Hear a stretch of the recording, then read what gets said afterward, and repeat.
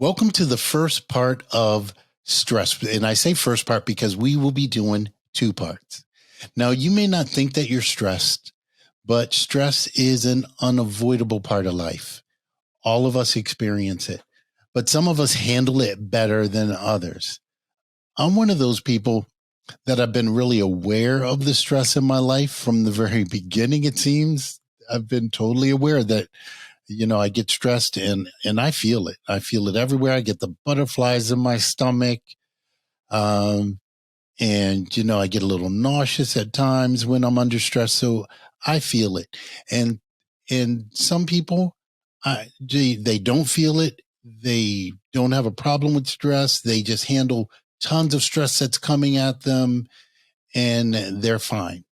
But others are not fine. And there are ways to tell if you're really handling stress well or if you're handling stress not so well. And which is crazy. Some people who think that they're doing a great job handling stress, when we really look through it, and as we get into it today, you may think, hey, I'm doing really great at handling my stress. But as you listen to the points that I'm going to be bringing up, you might reevaluate how well you're doing. So keep that in the back of your mind and keep an open mind as we get together with this, because I'm from the beginning. No, I wasn't doing a good job. So I'm not one of the people that felt really cocky about how I was managing stress. It's one of those things I've really had to learn to do and work really hard at. And so that's why it's so important to me to share the information that I've learned over the years, and I've helped other people to use some of these same tools. But let's get on stress. Most of us are going to experience stress. I mean, all of us are going to experience stress, but some of us are going to handle it well, and some of us are not going to do a really good job with it. It's everywhere. There's chronic stress.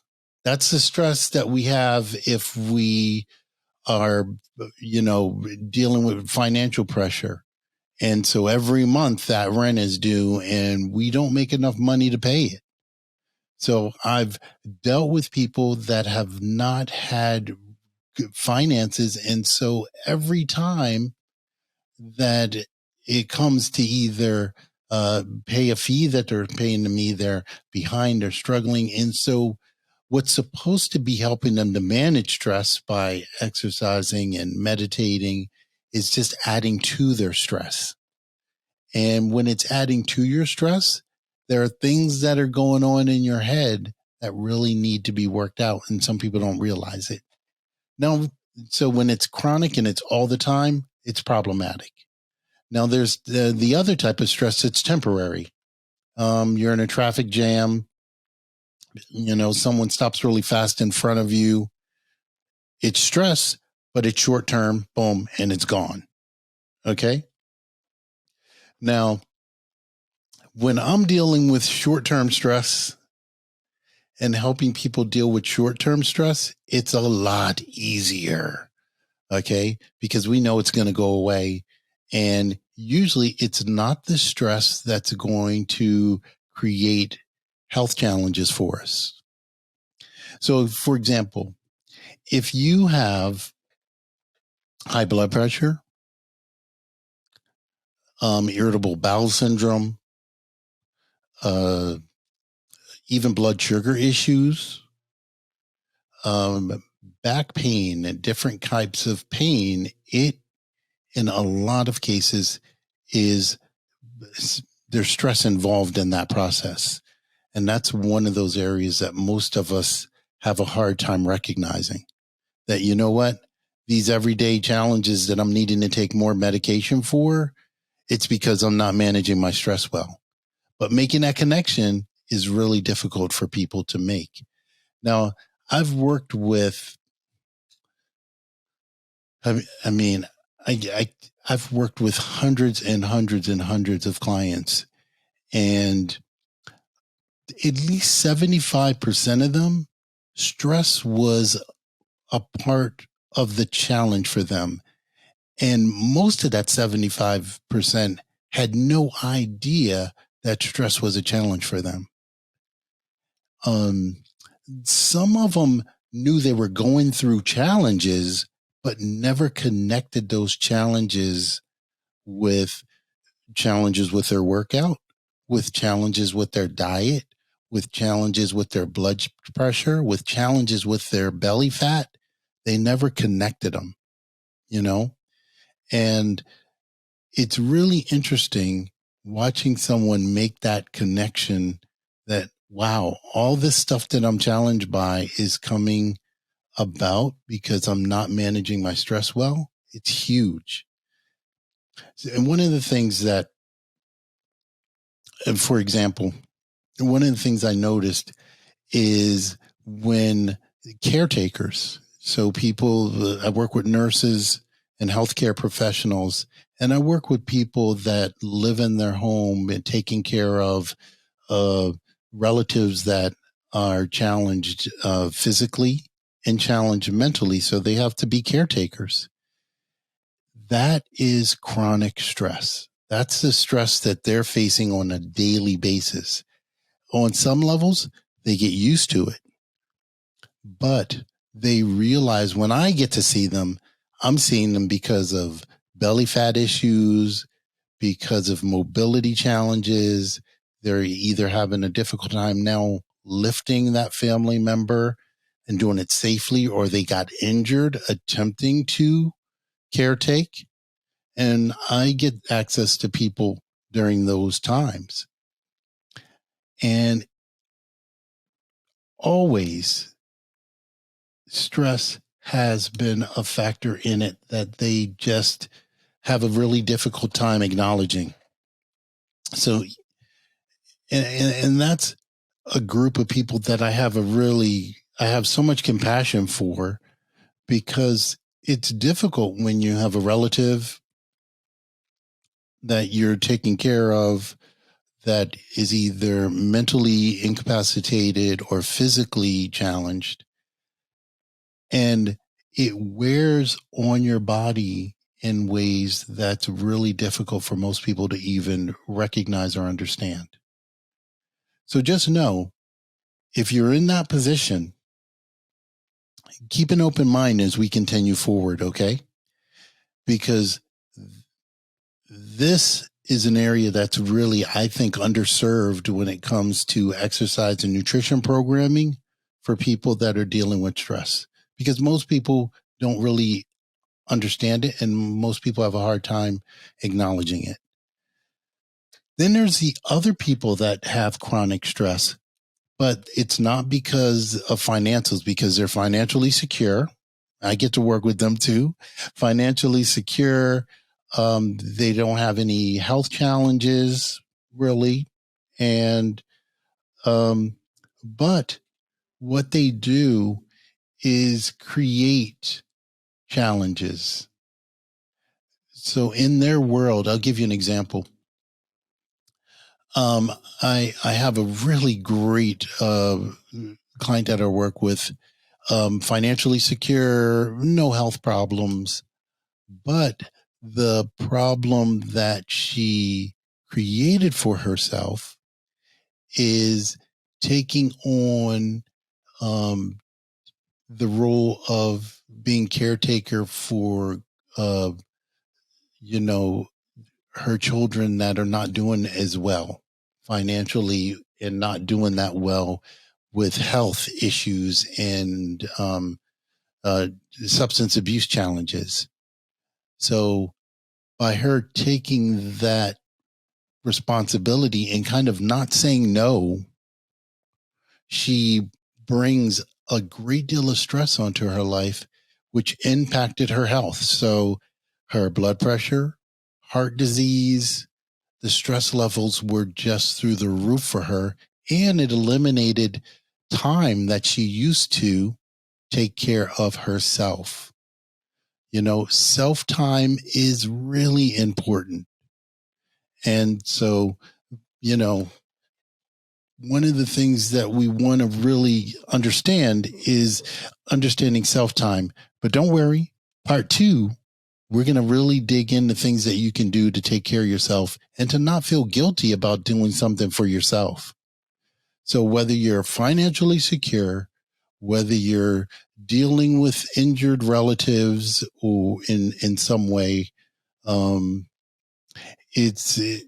stress is there. And when I was little, my grandma used to say, we'd be running around, we'd be making tons of noise. And one of the things that she'd say to us is, you are getting on my nerves, you know? And now my nerves are bad. You all are making my nerves bad. And back then, I never understood that to really mean stressing me out. I never made that connection for some reason. But now I realize that when you're feeling stressed, the system and that is really uh, kind of aggravated, you know what I mean? Or what's a better way for me to say that? The your body puts stress, the area that's first affected in your body is going to be body parts that are related to your nervous system. So through, especially like your digestive system, we're always talking about butterflies, your intestinal system, you know, so if you've ever heard the expression about butterflies or felt them in your stomach, hey, that's coming from stress.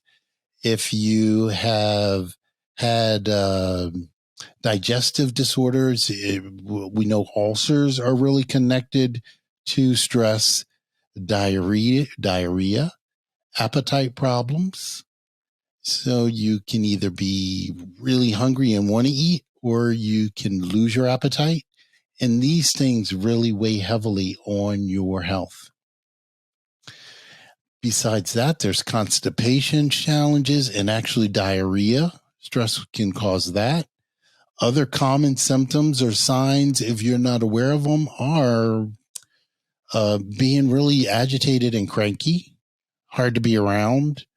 You're always in a mood. Of course, I mentioned blood pressure, headaches, neck pain. So there are a lot of symptoms to be aware of when it comes to dealing with stress. So knowing what those symptoms are really important. Um, I had a client who had like an eye twitch, and she went to the doctor, and it turned out that the eye twitch came from stress.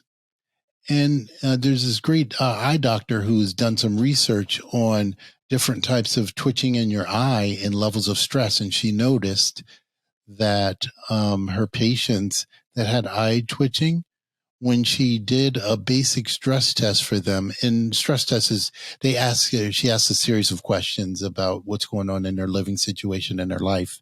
And if you score high on it, you have high stress. And maybe if you haven't taken one of these stress tests and you're not and you're interested, you can do them online. So I don't have that information, but I will post a place where you can do. I'll post it where you can do get information on the stress test. So acne is another symptom. So if you get acne, really itchy skin is a symptom. I found too that clients that were chronically ill, so every time they would be sick every so many weeks with a cold or flu, uh, uh, clients that were chronically ill were also high when we had any discussions about stress. And not they would go, hey, I'm really stressed now. It'd be when we talk about, how you're doing. Well, I'm going through a divorce right now. Boom. So the death in the family. Boom. So when I hear those, I realize, wow, there's some real challenges here. And that may be the reason for the immune system being low, because when you're stressed, it has an impact on your immune system. And so that's one of the things. And there are clients too, women clients that have heavier menstrual cycles because of it, more severe cramps. That it turns out that the hormonal challenges are more severe for some patients when they have um, uh, high stress levels. So that's definitely one thing to look at if that's a challenge for you. And I notice because, these are times where people are not comfortable coming to the gym and working out or having sessions where they're working on their nutrition. So when people are not feeling good, they tend not to do the things that are really good for them, which always seems kind of confusing because even me, if I'm not feeling good, I'm not at my best, I will slack on my workout. I'm going to maybe, eat some comfort food. So these things are just really pretty common for all of us. So there's no judgment in it. It's just great to be aware that it's happening. Um, so rashes, itchy skin, and the big one, abdominal fat, belly fat is one of the primary drivers is stress. Because usually people are reaching for comfort foods, which are those carbs that are really simple, are really great comfort foods, and they contribute to it. The stress adds cortisol. So that hormone is going to get you to store more fat. The higher insulin levels are going to get you to store more fat. And so it's just a cycle that tends to repeat itself over and over and over. And the fat that comes along in those situations is that visceral fat, that fat that's in and around your organs. And that's the stuff we're really nervous about, And so stress is a big driver where it comes to that visceral belly fat, which is connected to high blood pressure, diabetes, different types of cancer, and lots of other comorbidities. So I also worked with, I just have so many great people that I've had the chance to work with. Um, Mom of 5 boys and a husband. So she's the only female presence in the house. So there was a lot of stress there. So she would share moments that she had tons of stress dealing with all the male energy in her home, people bouncing off the wall, and she had to deal with that. And what she realized was she would get these severe headaches when they would be in one of their more rambunctious moments. She would get these crazy headaches.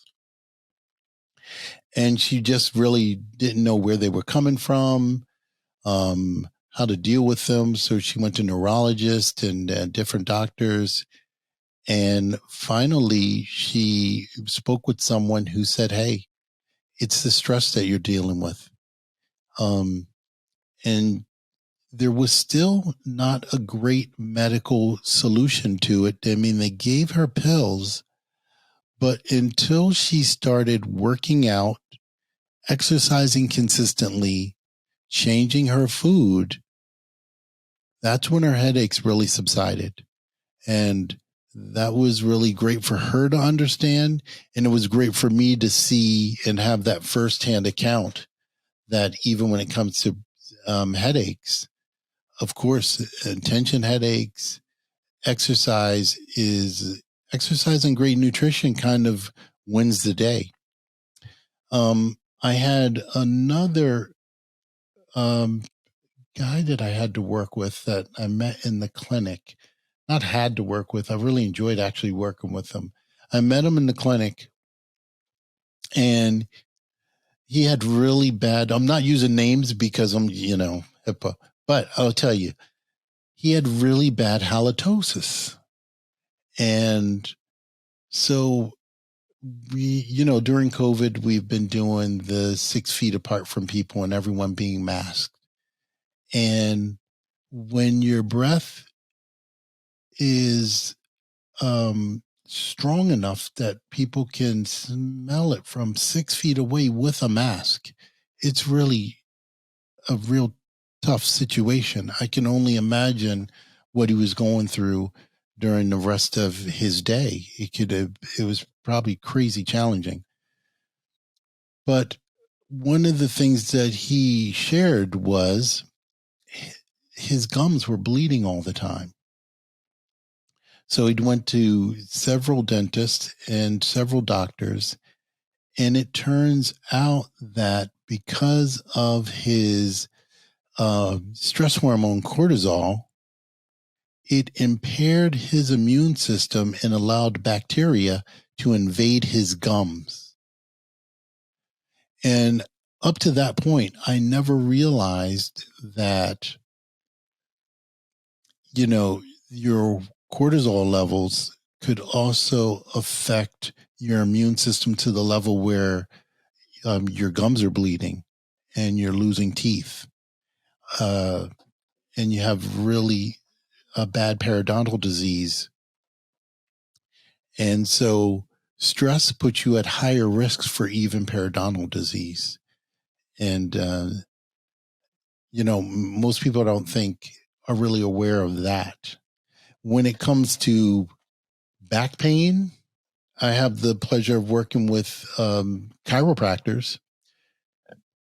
Excuse me. And where it comes to back pain, it's very common that there are weight issues and there are stress issues, and treating those are also very necessary where it comes to really long-term success for treating back pain. So it's interesting that what you're doing with your exercise, what you're doing with your nutrition is key. And on part 2, I'm going to introduce proven methods that we've found to help people to reduce their stress, to exercise more consistently, and to change their nutrition. But it's funny, none of the consistent exercise for most clients is even possible until there's some stress reduction work being done. So it's difficult to get someone to exercise regularly if they're really carrying a lot of stress all the time, or even eat right, because most of us will use food to kind of make us feel better. And that's really important for us to be mindful of. You may be one of those people that eat when you're sad and don't even know it, or eat when you're stressed and don't even realize it, that you're using comfort food, or the cravings that you have are because of what you're feeling. It's really common. Most of us kind of are aware of that. But when it comes right down to it, when we're in the feelings, we're not acknowledging it. So we're going to talk next week on how to do the process, or how to have that process of acknowledging that what's going on and how to move into it. And it's not psychology. It really is more lifestyle. So we're approaching it from a lifestyle methodology. So it's how we're going to approach it. And you are going to love it. I mean, the thing about, mental health in our country now, it's not given the attention that it really needs to get, and it's not getting the funding that it really needs to get. Insurance companies aren't doing what they legally are supposed to be doing when it comes to providing the people they insure with adequate mental health services. So it does put the onus on us to find other ways to really manage our stress levels and things that, can throw our whole mental health game out of whack. So it's important to do that. And another sign too is when I work with people that are always fatigued, usually it's another sign that there is a lot of stress that they're facing and dealing with. So if you can connect to any of that, if you're tired all the time, if you're fatigued, if you have headaches, um, if you are a caretaker, then definitely listen to next week's show, because you'll really be happy with the proven strategies that will help you to start managing your stress. And there are 8 strategies that I'll be or actually 9 that I'll be introducing next week. So you'll get this information, and I'll show you how it's worked in my life doing these, and I'll also share how it's worked with clients and patients that I've had the privilege of working with as well. So thank you again for listening to the signs and symptoms of stress in the regular man on the street and people that are really trying to do different things with their health and may not be aware of it. So if you have these symptoms and you haven't been aware of them, then definitely listen next week so we can give you some strategies to get on top of it. Okay. Thanks again for listening to Your Health Moment with your host, me, Dr. Fitness.